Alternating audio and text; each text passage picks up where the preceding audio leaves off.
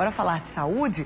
Na interação aqui do Mulher Demais, uma telespectadora fez uma sugestão bem bacana. Vamos soltar aqui na tela pra gente ver. Ela comentou sobre o look do dia, essa interação aconteceu na semana passada. E ela também falou o seguinte, gostaria de sugerir uma matéria sobre sinusite. E é impressionante, né, gente? Porque os sintomas da sinusite costumam ganhar força com as mudanças climáticas. Então, nessa época do ano, né, onde tem dia que chove, tem dia que faz muito calor, eles costumam aparecer esses sintomas, né? Dor de cabeça, congestão nasal, sangramento, pode aparecer também. Sinusite é o assunto de hoje no quadro Só Saúde. Só Saúde, oferecimento. Laboratório Análises, agora também na Rui Carneiro. E aqui no estúdio, na Casa do Mulher Demais, eu recebo a doutora Weidinara Rodrigues. Bom dia, seja bem-vinda. Bom dia, Bruna. Bom dia a todos. Vamos então conversar sobre sinusite, né? Você que está em casa pode e deve participar. Qual é a sua dúvida sobre esse assunto? Faça como a nossa telespectadora, né, que interagiu, sugeriu essa temática e participa também pelo nosso WhatsApp, é o 991050400. Tem também a oportunidade de você interagir pelo nosso Instagram, o @CorreioTV. Então vai mandando sua dúvida, sua pergunta aqui pra gente, tá? Doutora, antes de qualquer coisa, eu preciso saber o que é a sinusite, né? Que inflamação é essa? Explica pra gente. Então, a sinusite, ela se confunde muito com rinite, com quadro gripal, né? Essa época do ano é muito comum chegar ao nosso consultório os pacientes preocupados, é uma gripe, é uma sinusite, é uma rinite. Então, sinusite nada mais é do que um processo inflamatório dos seios da face. Seios da face são como cavidades ocas, né? Cavidades com ar, que quando estão com um processo inflamatório, né, elas se enchem de secreção. Então, você vê aí na figura, né, na imagem, existem os seios da face, os seios maxilares, os seios etmoidais, os seios esfenoidais e o seio frontal, que quando gera esse processo inflamatório, o paciente vai sentir uma série de sintomas, né, e procura o otorrino para avaliar o que pode ser. Nessa ilustração, né, doutora, do lado esquerdo da tela, a gente consegue perceber onde tem a inflamação e o fluido ali pertinho do nariz, né? Se a gente pudesse explicar para o pessoal que está em casa, na prática, como é que isso funciona? Esse fluido vai aparecendo e inflamando essa área do rosto, é isso? Exatamente.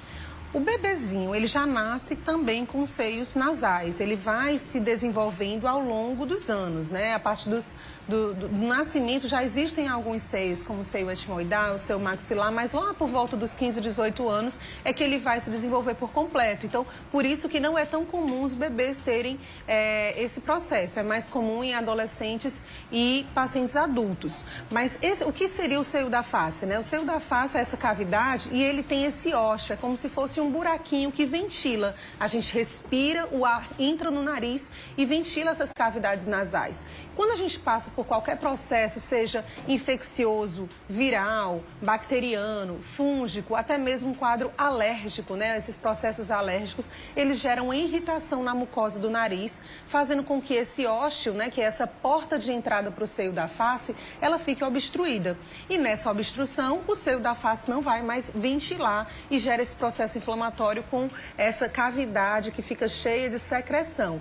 Então, muitas vezes o paciente ele vai sentir aquela sensação de peso na face, porque essas cavidades que deveriam estar preenchidas por ar, vai preencher com secreção, com essa rinorreia, aquela secreção hialina, que por vezes, né, começa a ficar espessa, amarelada, esverdeada. Entendi. Normalmente o que é que causa a sinusite, doutora? Tem alguma relação genética ou vai aparecendo com relação também à rotina dessa pessoa, desse paciente? Como é que costuma aparecer?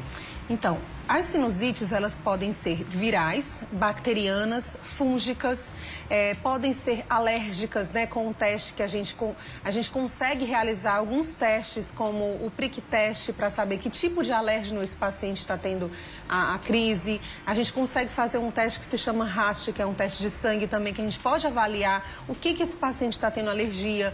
E podem ser processos como a Covid, né? A Covid, ela gerou em alguns pacientes como um sequência as rinossinusites. É uma complicação. Então, nada mais é do que uma complicação de um processo viral, bacteriano. Aquele processo viral que deveria durar 5, 7 dias, acaba se prolongando e a gente atenta, isso pode estar virando uma sinusite. Aquele paciente que já tem um quadro crônico, como um pólipo nasal, que é uma lesão nasal, muitas vezes necessita de cirurgia.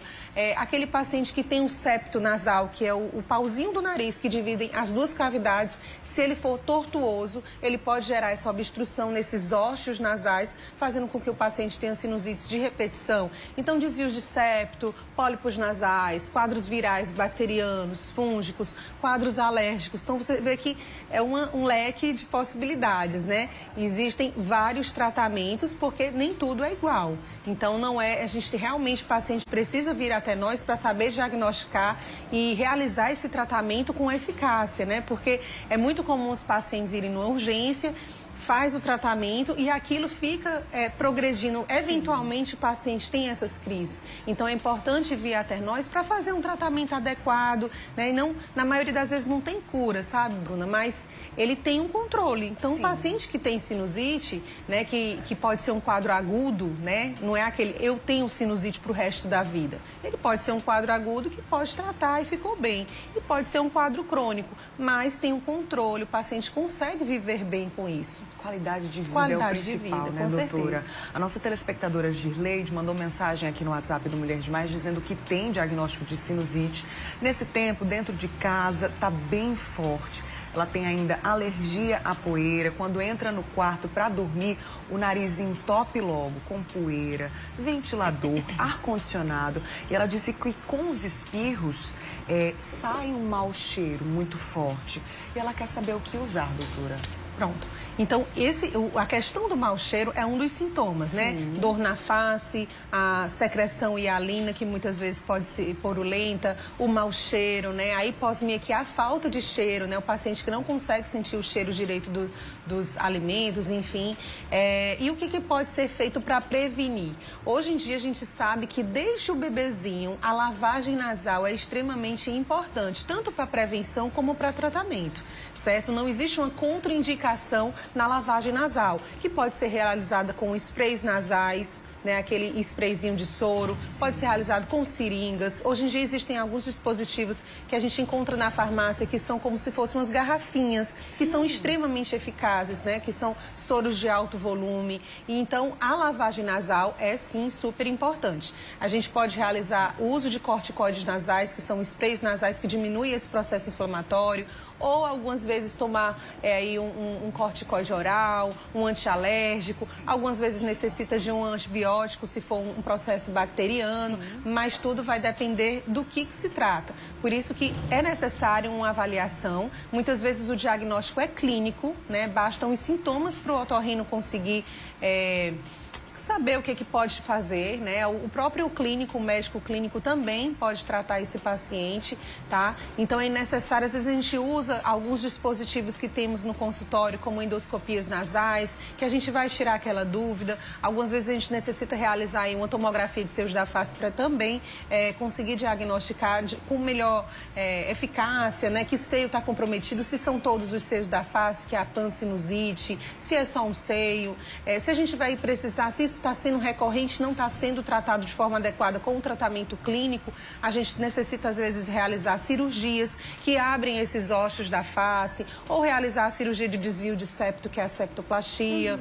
Então, dependendo do caso, né, tem tratamento e esse paciente pode viver de uma forma ideal, adequada, né? O que não dá é para ficar adiando, Exatamente. né, doutora? Ou também se automedicando, talvez até com a possibilidade de agravar o caso, Exatamente. Né? Existem complicações sérias com a sinusite. Não é tão comum, mas podem existir complicações cerebrais, celulite orbitária, enfim, outros tipos de complicação que a gente precisa evitar. Pois é, a gente vai continuar falando sobre esse assunto no próximo bloco. Vai trazendo aí suas mensagens, seu relato pra gente. O WhatsApp do MD tá aí na tela, o 991050400.